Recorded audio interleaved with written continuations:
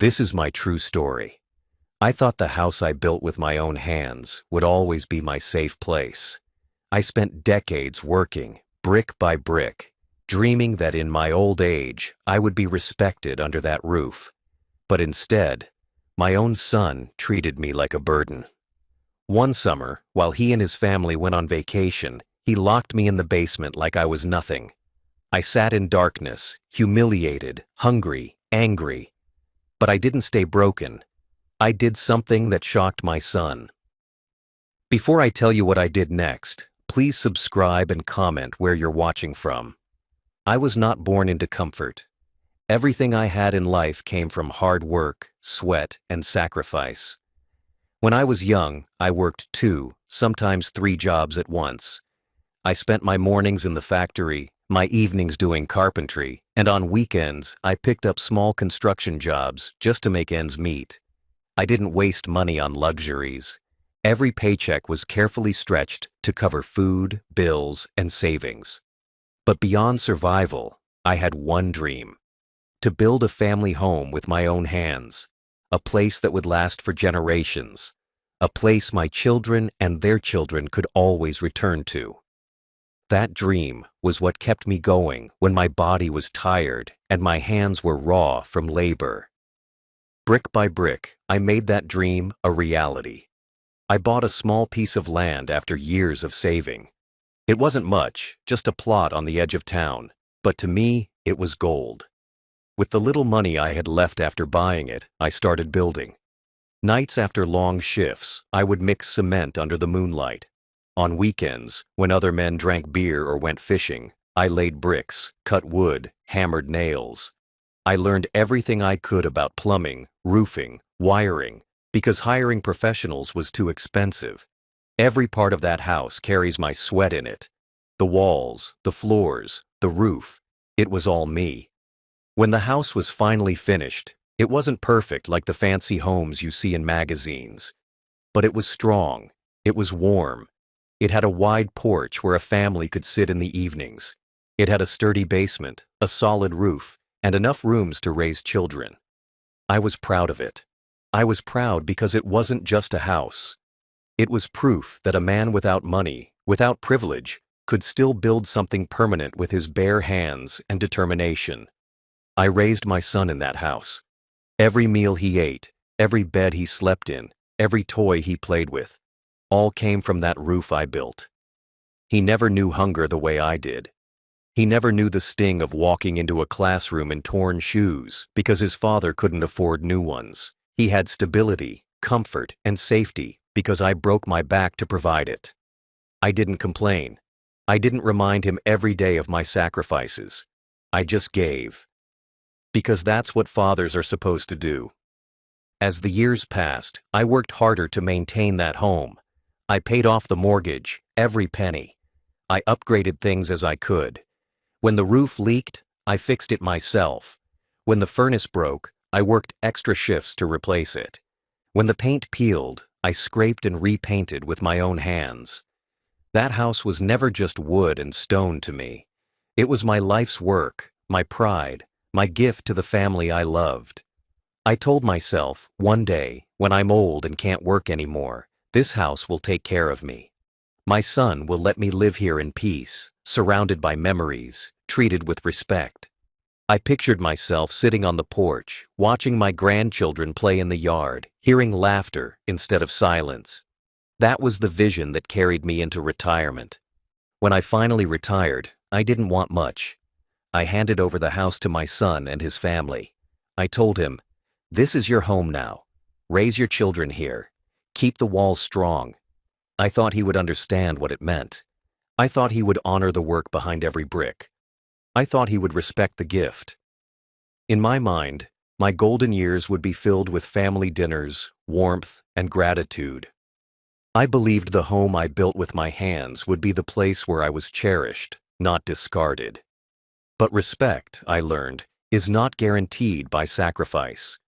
You can build a house for someone. You can build their entire life from the ground up. But if they don't value you as a person, they will see none of it. My son enjoyed the comfort. He enjoyed the security. But slowly, I began to notice he did not see me as the man who made it possible. He saw me as an old man taking up space. Still, I held on to hope. I thought family loyalty would never fail. I thought the walls I built were strong enough to hold respect. I was wrong.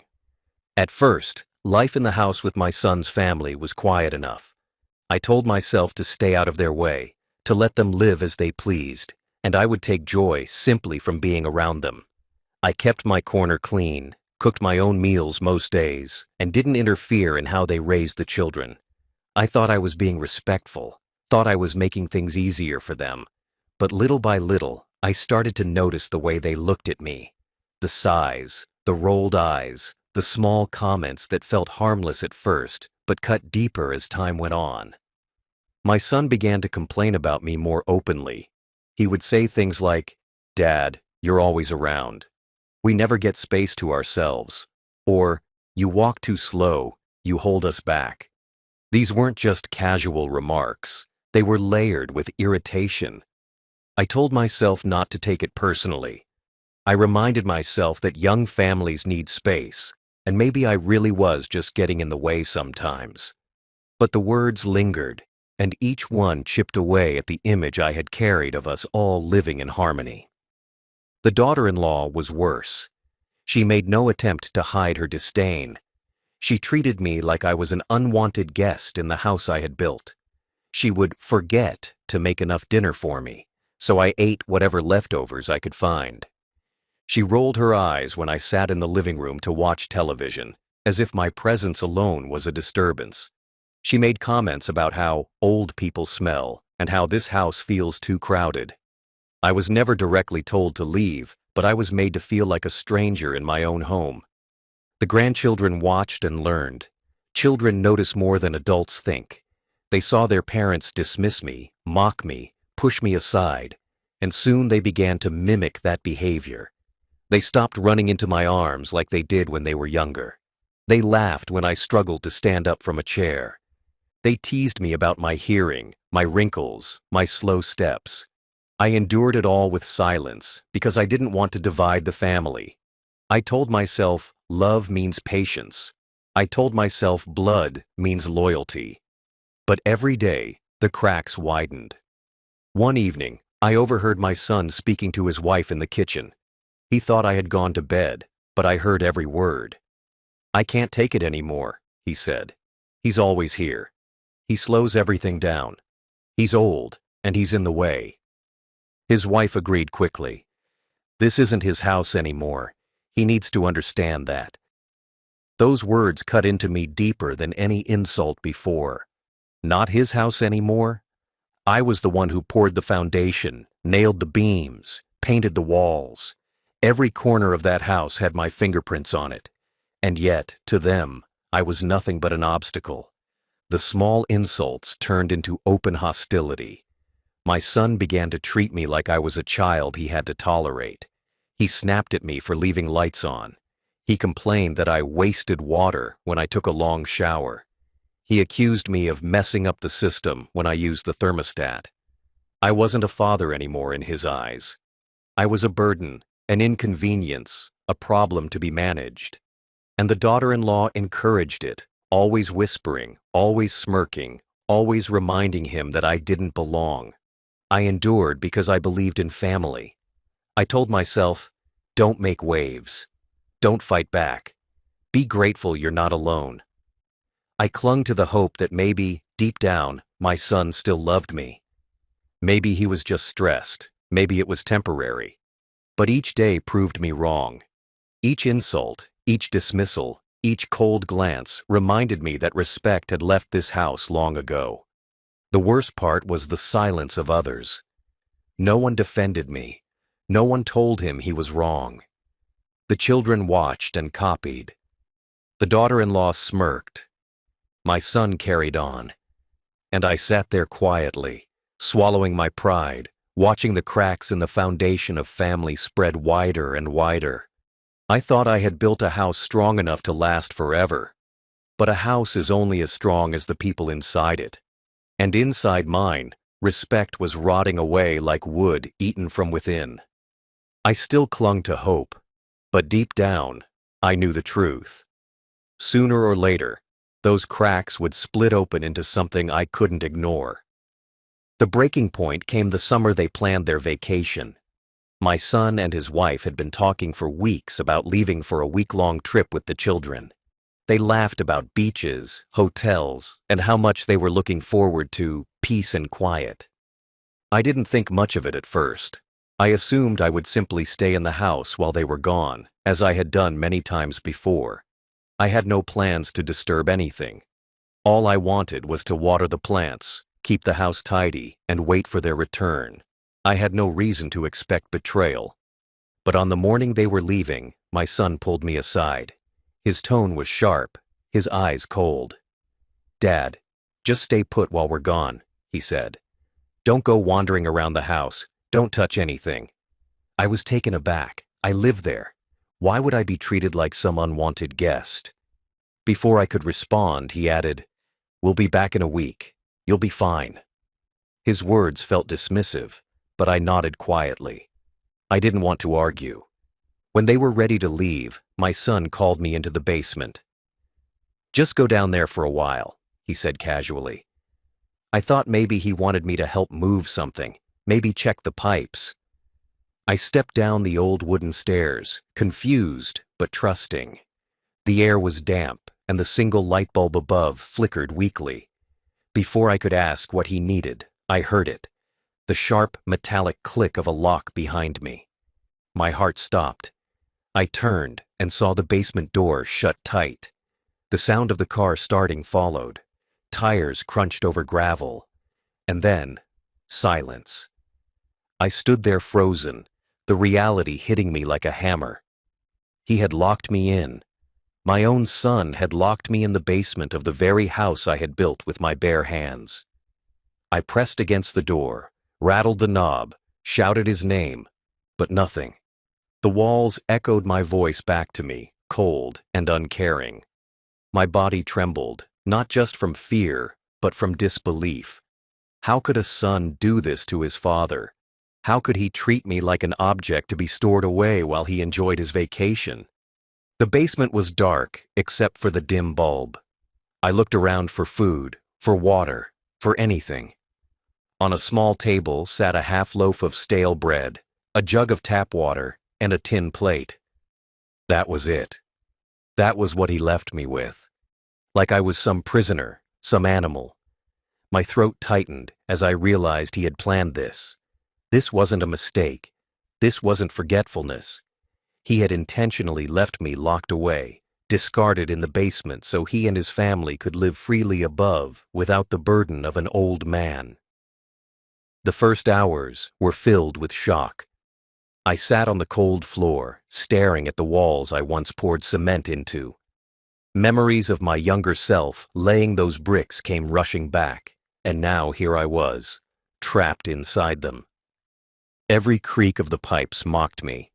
Every drip of water reminded me that I had become a prisoner in the place I thought was my sanctuary. I ate a small piece of bread, drank a little water, and waited, hoping maybe he would come back. Maybe it was some twisted mistake, but deep down, I knew better. As the day turned into night, anger began to replace the shock. I thought of all the sacrifices I had made, all the years I had given, all the hours of labor that built this place. And yet, to him, I was nothing but a nuisance to lock away. My hands clenched into fists. The sorrow that had weighed me down for years began to burn into something sharper, something colder. This wasn't just disrespect. This was betrayal. I tried to sleep on the hard basement floor, but my mind wouldn't rest. I kept replaying every insult, every dismissal, every time he made me feel small.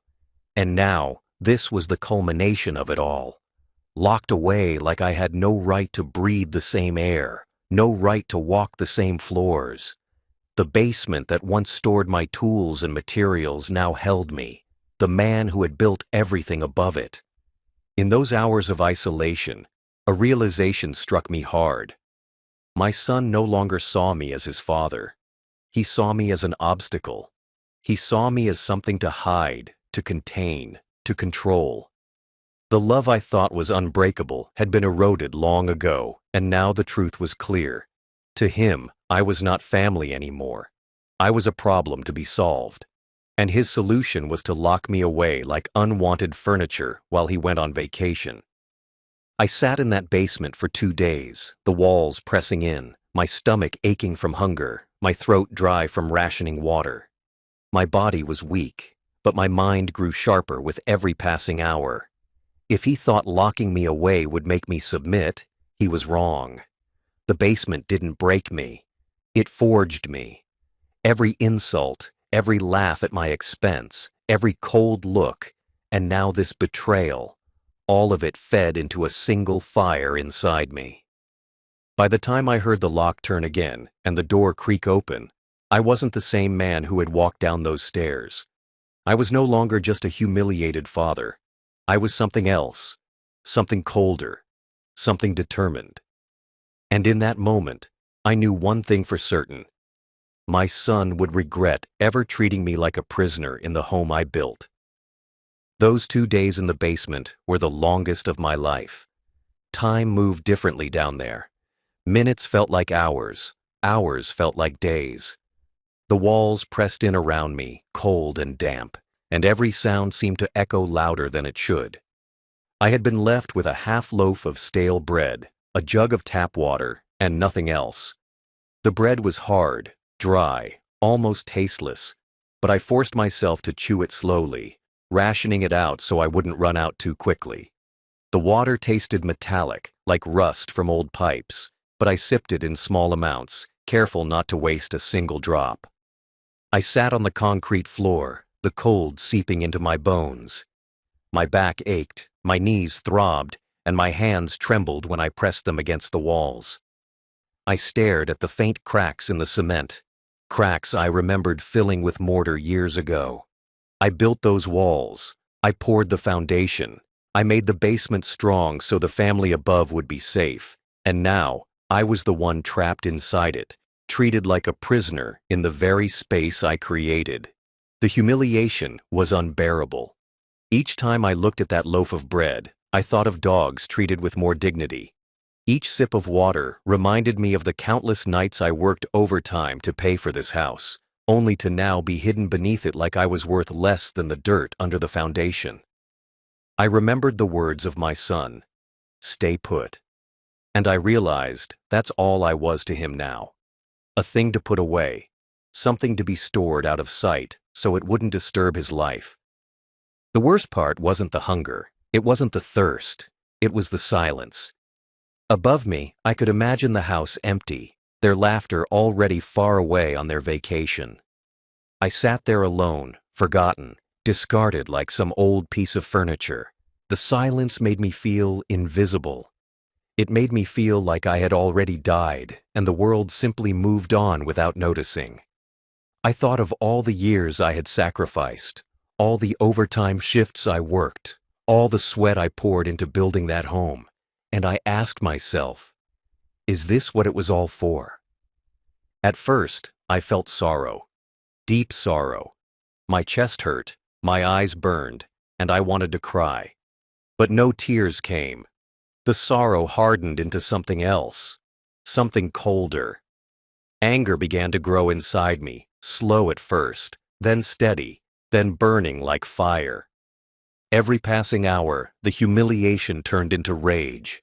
Rage at my son for betraying me. Rage at myself for letting him treat me this way for so long. Rage at the idea that I had given him everything only to be locked away like a criminal. I clenched my fists, my nails digging into my palms until they hurt. The anger gave me strength where the bread and water could not.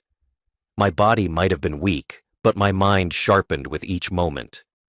I realized something important down there in the dark. Sorrow does nothing, but anger moves mountains. Anger fuels resolve.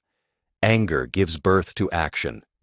And I knew then that when I left that basement, I would never go back to being the quiet, patient father who endured everything in silence. By the second night, I had stopped eating. The bread was there, but I didn't care anymore. My hunger was no longer for food. It was for justice. I wanted him to feel what I felt. I wanted him to understand what it meant to be powerless, to sit in darkness with no control, to depend on someone who no longer valued you. I wanted him to feel humiliation, but more than that, I wanted him to lose everything he had taken for granted. When I lay on the concrete floor that night, staring at the flickering light bulb, I made a vow to myself. A vow that I would not let this betrayal go unanswered. A vow that I would show my son what happens when you treat the man who built your future like nothing. I whispered into the silence, "You will pay for this." The basement had tried to break me, but instead it built me into something stronger, something sharper, something dangerous. By the time I finally heard the lock turn and the basement door creak open, I was no longer the same man who walked down those stairs. The hunger, the thirst, the humiliation, they had burned away the weakness in me. What came out of that basement wasn't just a father. It was a man with nothing left to lose, a man ready to take back his dignity in the only way his son would understand. Not with words, not with lectures, but with ruthless action. When the basement door finally opened and I stepped out, my body was weak, but my mind was sharper than it had been in years. I sat quietly at the kitchen table, sipping water, letting the sunlight fall on my face. They were gone on their vacation, laughing somewhere under palm trees, while I sat in the silence of the house I built. And it was in that silence that the truth returned to me, a truth I had nearly forgotten. The house was mine. Legally, fully, completely. Mine. For all the years I had lived with them, I had convinced myself that the house belonged to the family. I told myself I had given it to my son, that this was his home now, his roof, his life. But the paperwork told a different story. I had never signed it away. I had never transferred the deed. Every tax bill still came in my name. Every piece of legal documentation still listed me as the owner. In the eyes of the law, this was not my son's house. It was mine. The thought hit me like a lightning bolt. While I was in the basement, humiliated and treated like trash, I realized I had been holding on to power all along. My son thought he could lock me away, silence me, erase me. But he had forgotten the one fact that mattered. The walls around him, the roof above him, the ground beneath him, all of it was mine. I didn't just build it with my hands. I owned it on paper. And that truth changed everything. I thought about the years I worked overtime shifts to buy this land. I thought about how I carried bricks, how I cut wood, how I wired the lights. I thought about how I signed the first mortgage document with trembling hands, unsure if I could make the payments. I thought about how I paid every bill on time, never missing one, making sure the house was always secure. My son had lived here all his life, but he never paid for it. He never broke his back for it. He never sacrificed a single thing to make it stand. It wasn't his house. It never had been. That truth filled me with power. I no longer saw myself as the old man locked in the basement. I saw myself as the rightful owner who had been treated like a squatter in his own home. My son had forgotten the law, but I hadn't. My son had forgotten who built this place, but I remembered. He thought he could lock me away and enjoy the luxury I provided, but he was living on borrowed time. I went to the drawer where I kept important papers. My fingers trembled slightly as I pulled out the folder with the deed, the tax documents, the bills in my name. I spread them on the table one by one, staring at them as if they were weapons. And in a way, they were. These papers were stronger than any lock he could put on that basement door. These papers were sharper than his insults, louder than his laughter. They were proof that the house was mine to do with as I pleased. For a moment, I almost laughed. All those times he told me I was in the way. All those times he treated me like a guest. All those times he forgot that every wall was built with my hands. He didn't even realize he was standing on ground that could vanish from under him with a single signature. That was the forgotten truth. As I looked around the house, memories filled me. I saw the dent in the wall where my son kicked a soccer ball when he was 10. I saw the scratch on the stair rail from when I carried up furniture by myself. I saw the kitchen table, worn from years of meals. Every corner carried history, but history doesn't erase ownership. The more I looked, the clearer it became. If he could lock me in the basement without a thought, he didn't deserve to live here. I leaned back in my chair and whispered to myself, "This is still my house." Saying it out loud made it real. The anger in my chest hardened into resolve. I realized I didn't need to argue with him. I didn't need to demand respect with words. I could take back everything he thought was his. Not tomorrow, not later. Now. The humiliation of the basement had burned away my patience. The sorrow had turned to fire. And now, armed with the truth of ownership, I knew exactly what I was going to do. I wasn't just going to reclaim my dignity. I was going to reclaim my house. And when my son came back from his vacation, he would find out the truth the hardest way possible. The moment I realized the house was still mine, I knew I couldn't waste time. My son thought he had silenced me by locking me away, but I would answer him with silence of my own, silence filled with action. I didn't shout. I didn't write him a letter. I didn't even wait for him to return. I simply reached for the phone. My hands, still rough from decades of work, dialed a number I hadn't called in years. My old friend, a realtor I had known since the days when I first bought the land. When he picked up, his voice was steady, professional. "Hello?" "It's me," I said, my voice calm, sharper than it had been in a long time. "I want to sell my house, immediately." There was a pause on the other end. "Are you sure?" he asked. "That house is your life. You built it." I closed my eyes for a moment, remembering the basement, the stale bread, the sound of the lock clicking behind me. My jaw tightened. "I've never been more sure," I replied. "Find me buyers. I want cash, and I want it fast." He didn't argue further. He knew me well enough to hear the iron in my voice. "All right," he said. "I know people who'll be interested. Investors. They pay quickly. If your documents are in order, we can move fast." "My documents are in order," I told him firmly. "I never signed anything away." The call ended, and I felt a strange calm wash over me. For the first time in years, I wasn't waiting on anyone else. I wasn't begging for respect. I wasn't clinging to a son who saw me as nothing. I was taking control, quietly, efficiently. That same afternoon, the realtor arrived at the house. We sat at the kitchen table, the same table where my son once mocked me for being slow, and spread the papers out across its surface. The deed, the tax documents, my identification, everything was clean, undeniable, ironclad. He nodded as he looked them over. "This house is yours, no question," he said. "Legally, your son has no rights here. If you want to sell, nothing can stop you." Those words filled me with satisfaction.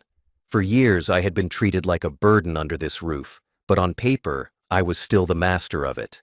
My son had forgotten that, but the law hadn't. The realtor made a few calls right then and there. I sat in silence, sipping my tea, listening as he spoke to interested buyers. Within hours, viewings were arranged. Investors wanted to see the property, and they didn't care that the current family living there was away on vacation. Money talks louder than anything else. Over the next few days, I walked strangers through the home. I showed them the structure, the yard, the basement where I had been locked. I didn't tell them that part, of course, but I touched the walls as I passed, knowing soon they would no longer belong to my son. Each step I took with those buyers felt like reclaiming something. I wasn't powerless. I wasn't a victim. I was a man turning humiliation into revenge with every signature and handshake. One evening, after the last viewing, I sat alone in the living room. I stared at the pictures on the wall, family portraits, smiling faces, all pretending to be what we weren't. I didn't feel sorrow anymore. I didn't feel guilt. I felt resolve. I whispered to myself, he locked me in the basement. I will lock him out of everything. The realtor returned the next day with an offer. Full cash, no conditions, closing in less than a week. It was more money than I ever imagined holding in my lifetime. I didn't hesitate. I nodded. Take it, I said. Make it final. We shook hands, and I felt the fire inside me cool into something steady. This was not rage anymore. This was justice. My son thought he had buried me in the dark, but he had only given me the clarity to act. Now, with a single phone call, I had set in motion the end of his arrogance. As the paperwork began to move forward, I thought about the moment they would return from their vacation. They would pull into the driveway, smiling, relaxed, tan from the sun. They would unlock the front door, expecting their life to be exactly as they left it. But instead, they would find strangers inside, their furniture gone, their home no longer theirs. They would scream, they would panic, they would call me, but it would be too late. The house would no longer belong to them. The house would no longer belong to me. It would belong to someone else entirely. And when my son asked, "How could you do this?" my answer would be simple. The same way you could lock me in the basement. The sale moved faster than I expected. Once the realtor confirmed the buyer, everything unfolded with precision. Papers were drawn up, contracts printed, signatures scheduled. I watched it all from my chair at the kitchen table, the same table where I had once felt invisible, and now it was the center of my power. Each document that appeared in front of me felt like a nail sealing my son's fate. I didn't hesitate. I didn't second guess. I signed each page with a steady hand, every stroke of ink stronger than the click of the lock he once turned on me in the basement. Within a week, the deal was finalized. The property I had poured decades of sweat into was no longer in my son's hands, not that it ever truly was. The new buyers transferred the full payment into my account, a massive sum larger than anything I had ever seen in my life. The numbers glowed on the bank statement like proof of my revenge. For years, I had lived quietly, eating modest meals, wearing worn clothes, thinking my role was only to provide for others. Now, for the first time, I held the full reward of my labor in my own hands. The lawyer handling the sale confirmed everything clearly. "Your son has no legal claim," he told me firmly. "The house was always yours, and you had every right to sell. There's nothing he can do." Hearing that made the victory even sweeter. For years, I had been told I was weak, useless, expired, yet here I was, backed by law, backed by money, backed by justice. My son thought he had power because he held the key to a lock, but I had held the deed, and the deed is what truly mattered. I walked through the house one last time after signing the final papers. The rooms were quiet, stripped of warmth. The walls carried memories, laughter from when my son was young, echoes of family dinners, footsteps of children running. But those memories felt distant now, almost foreign. This house was no longer a home. It had become a place of betrayal, of humiliation, of pain. Selling it didn't break me. It freed me. I touched the doorway gently, not with sorrow, but with finality. "You're not my prison anymore," I whispered. The buyers wasted no time. Within days, movers arrived. Furniture was carried out, boxes stacked, rooms emptied. I packed only a single suitcase for myself, the rest I left behind. I didn't care what happened to the dining chairs or the old sofa. I didn't care about the family pictures still hanging on the wall. Let my son return to find them gone. Let him see strangers eating in his kitchen, strangers sleeping in his bedroom, strangers walking on his floors. That would be my message to him, stronger than any words. The day the sale was stamped and recorded, I stood outside the house, looking at it from the yard. The windows reflected the sky, calm and ordinary, as if nothing had changed. But everything had changed. That house no longer belonged to him. It no longer belonged to me. It belonged to people who saw it as a property, not a prison. And I was glad. Because the house that once carried pride had become a symbol of disrespect. Selling it was not just revenge, it was cleansing. When I logged into my bank account and saw the money sitting there, a lifetime of sacrifice suddenly felt justified. My son could no longer mock me, could no longer lock me away, could no longer live off my back.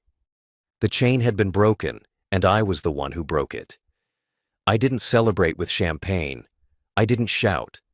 I simply sat in silence, letting the reality sink in. My son's arrogance had been erased with a few strokes of my pen. His power over me was gone. The beauty of it all was its simplicity. He had tried to reduce me to nothing with a lock and a basement. I reduced him to nothing with documents and signatures. My revenge was quiet, legal, clean. There would be no fighting in court, no arguments to win, no loopholes to exploit. It was done, irreversible, permanent. My humiliation had been washed away with ink. I thought about his face when he would return from vacation. He would step out of the car, carry his luggage to the front porch, slip the key into the lock, and nothing would happen. The lock wouldn't turn. The house wouldn't open. Strangers would greet him, not his father. He would look around in disbelief, confusion turning to horror. And then he would realize the truth. While he was on the beach sipping drinks, the ground beneath him had been sold. His vacation would end in ruin. As I sat with the signed deed in my hand, one thought stayed in my mind. He thought I was powerless, but he forgot who built this house. He forgot whose name was on the papers. He forgot who I am. And now, he would never forget again. Once the sale was final and the money safely in my account, I knew it was time to leave. There was no reason to stay a day longer in the place that had become my cage. The movers had already cleared most of the house for the new owners. Boxes stacked against the walls reminded me that my time here was done. I didn't feel sorrow. I didn't feel fear. I felt freedom. For decades, this house had been my pride. Then it became my prison. Now it was neither. It was just property, and it no longer belonged to my son. That thought gave me peace. I packed lightly, just one suitcase, a few clothes, some personal papers, and small keepsakes that mattered only to me. I didn't take furniture, didn't take dishes, didn't take anything that tied me to the years of humiliation I had endured. Let my son come back and find nothing of mine left behind. Let the walls echo with emptiness when he searched for me. I wanted the house to speak for me in silence. No note, no explanation, just absence. The emptiness itself would be my final message to him. On my last morning there, I stood in the basement one more time. The same basement where he had locked me like an animal. I ran my hand along the cold cement wall. The memories were fresh. The stale bread, the metallic water, the sound of the lock. For a moment, the anger flared inside me again. But then I smiled. This basement no longer had power over me.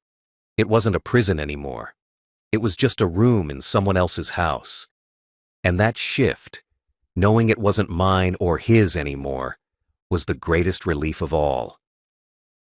I went upstairs, turned off the lights, and locked the front door behind me. It was the last time I would ever hold that key. I didn't keep it. I placed it on the kitchen counter before leaving, letting the new owners decide what to do with it. The key wasn't mine anymore, and I didn't want it. The house had already taken too much from me, and I had given back my answer by selling it. Walking down the street with my suitcase in hand, I felt lighter than I had in years. I wasn't an old man being hidden away. I wasn't a burden to anyone. I was free. The bus stop wasn't far, and as I sat on the bench waiting, I thought about my son. At that very moment, he was probably sitting under the sun on a beach, drinking and laughing, thinking his father was locked in the basement waiting for his return. He thought he had won. He thought he had put me in my place. But when he came back, he would find himself locked out of everything he thought was his.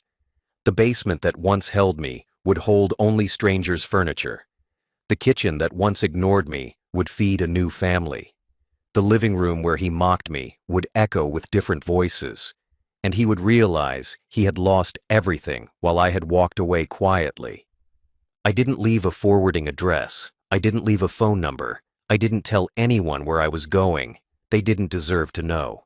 My departure wasn't just from the house. It was from the chains of disrespect that had held me for years. My son had forced me into silence, but now my silence was my weapon. He would return to find no father, no house, no explanation, only absence. The bus arrived, and I stepped on board, settling by the window. As the bus pulled away, I looked back at the house one final time. The porch, the windows, the roof. It all faded into the distance. And with every mile, I felt my anger ease. My revenge was already done. My departure wasn't an escape. It was a victory march. The aftermath came exactly as I imagined. My son and his family returned from their vacation a week later, luggage in hand, sunburned, laughing, expecting to walk back into the same life they had left behind. Their car pulled into the driveway, but the first shock came when they saw other cars already parked there. The front yard, once theirs, was now filled with boxes being carried by strangers. Movers walked in and out freely, unloading furniture for the new owners. My son stood frozen, his smile fading. His wife's jaw dropped. The children looked confused. Nothing was as they expected. He stormed up to the front porch, his key in hand, ready to unlock the door. But when he pushed it into the lock, it didn't turn. He tried again, harder this time, twisting, forcing, as if sheer anger would make the door obey him. But the house no longer belonged to him. The lock had been changed. The key that once gave him power was now worthless. He pounded on the door, demanding to be let in, his voice rising in panic. And then the new owner appeared, calm, collected, holding the deed. "This is my house now," the man told him flatly. "You need to leave the property." My son's face turned red with disbelief. "What are you talking about? This is my home. My family lives here." His voice cracked as neighbors peeked out from their windows, watching the scene unfold. But the truth was undeniable. The strangers inside, the moving trucks outside, the new locks on the doors, all of it screamed what he didn't want to believe. The house was gone. He grabbed his phone and called me immediately.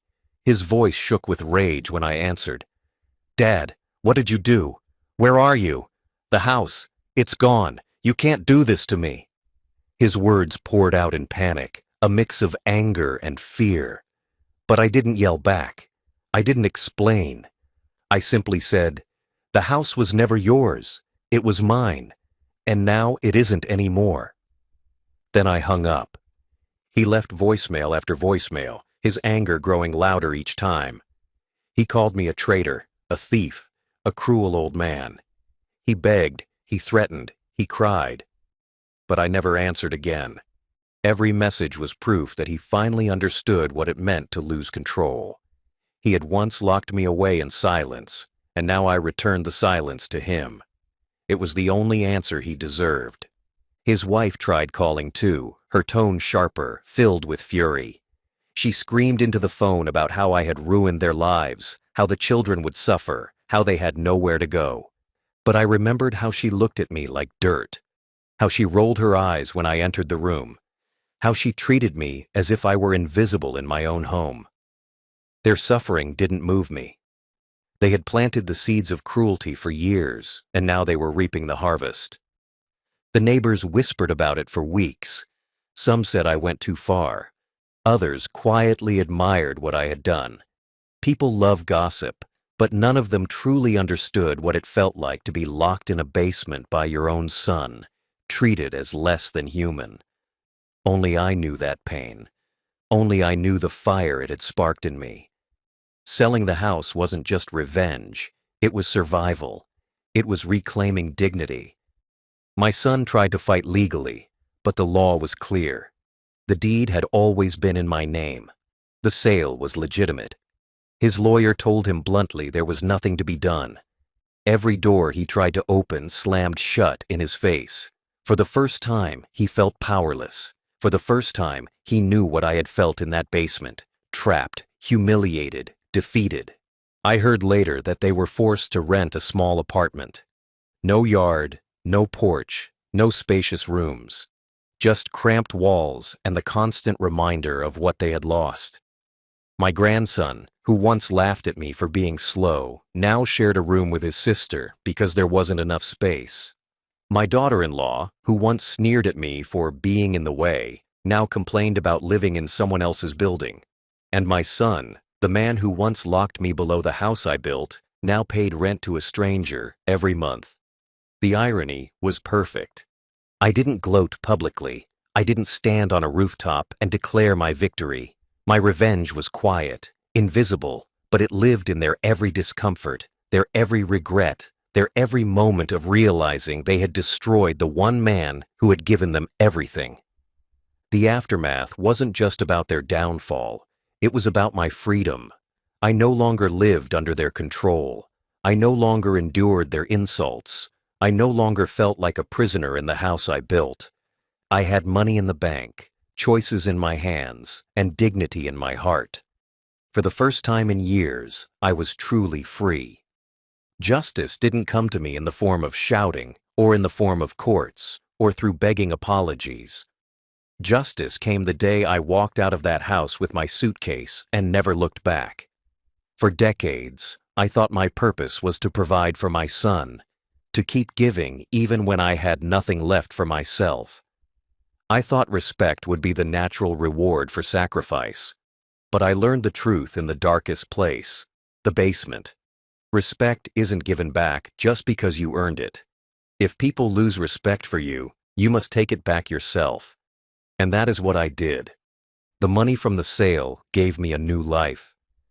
I didn't waste it on luxuries. I used it to buy a small apartment by the sea. It wasn't extravagant, but it was mine. No one could lock me away there.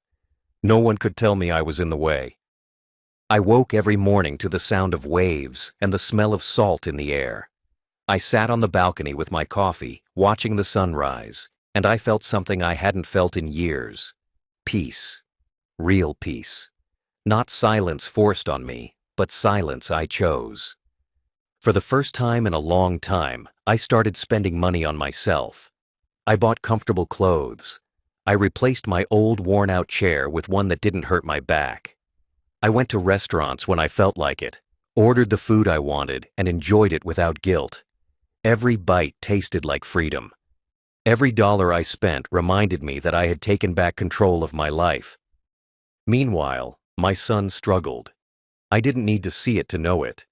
I knew his pride wouldn't survive losing that house. I knew the walls of that apartment he rented would close in on him. I knew every rent payment would remind him of what he lost, and who took it from him. The man who locked me in a basement would live the rest of his life knowing that I had locked him out of his future. That was my justice. I didn't care if the world judged me for it. People can say I was harsh, ruthless, even cruel, but they weren't the ones locked in a basement, treated like a piece of trash in their own home. They didn't hear the click of the lock. They didn't eat stale bread in the dark. They didn't feel the humiliation of being hidden away by the very child they sacrificed everything for. I lived it, and only I know how heavy that weight was. Now, when I walk along the shore and watch the waves crash, I think of that basement. I think of that lock, and I smile because I turned that humiliation into power. My son thought he had broken me, but in the end, I broke him without lifting a hand. No shouting, no fighting, just one phone call, one signature, one sale. My only final thought is he locked me in the basement. I locked him out of the future.